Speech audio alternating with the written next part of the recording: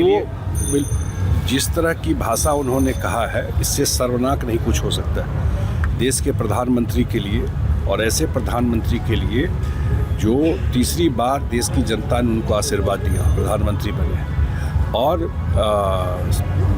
प्रधानमंत्री जी का मुझे लगता है कि एज गैप भी एक कितना है दोनों के बीच, और इस तरह की भाषा का प्रयोग करना देश के प्रधानमंत्री के लिए देश के मान होते हैं, प्राइड होता है पूरे देश के प्रधानमंत्री। तो ये कल्चर उस पार्टी में आ गया। आप देखे होंगे दरभंगा में भी इन्हीं के पार्टी के लोग प्रधानमंत्री जी की माता जी के बारे में क्या कहा। इसका मतलब नेता भी वही, इनके नीचे जो इनके नेता है चुनाव लड़ते हैं, वो पूरा का पूरा पार्टी का ये गालीबाज पार्टी हो गई है। इसी तरह की भाषा जैसा नेता बोलेगा वही नीचे मिलकर वर्कर बोलते हैं। संविधान तो लोकसभा में भी खतरे में ला रहे थे और उसका कुछ फायदा भी मिल गया था।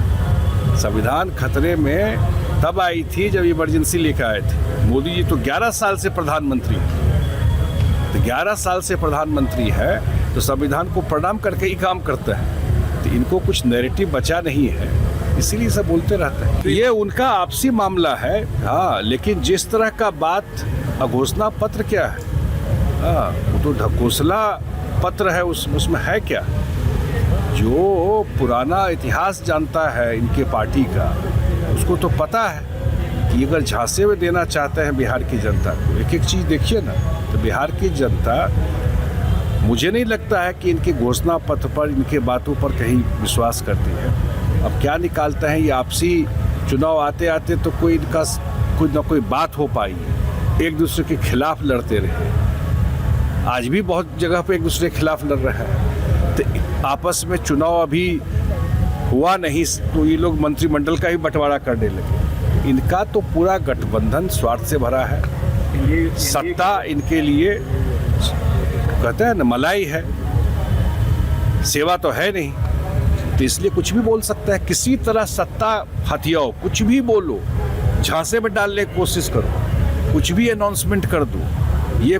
लेकिन लोग जब पूछते हैं, आप ही लोग पूछते हैं कि भैया ये जो आप बोल रहे हैं तो कहाँ से लाइएगा, तो देखिए दाएं बाएं जवाब देने लगते हैं उस समय। तो हम लोग बातचीत कर रहे हैं, जल्दी इस पर।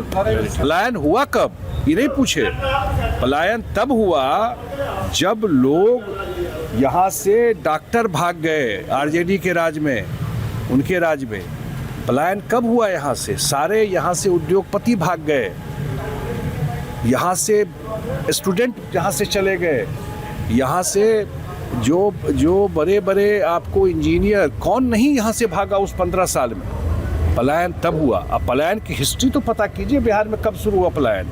अब तो रिवर्स माइग्रेशन हो रहा है, बहुत सारे लोग वापस आ रहे हैं। अब पलायन बिहार से नहीं होता है। हाँ, ये जरूर है कि बड़े काम के लिए कोई बाहर जाए तो अच्छी बात है। हाँ, एक इशू है कि जॉब के लिए यहाँ और आवश्यकता है इंडस्ट्री इन्वेस्टमेंट का। मुझे लगता है इस 5 साल में वो समस्या भी काफ़ी हद तक दूर होगी। यही सब बात करके इसी टाइप की बात वो करेंगे। नीतीश कुमार जी ने महिलाओं की डिमांड पर ही ये काम किया था। जो महिला है, महिला के डिमांड पर ही बिहार में उन्होंने शराबबंदी लगाई थी। उसका एक बहुत बेहतर असर ज़मीन पे पड़ा है, गांव में पड़ा है।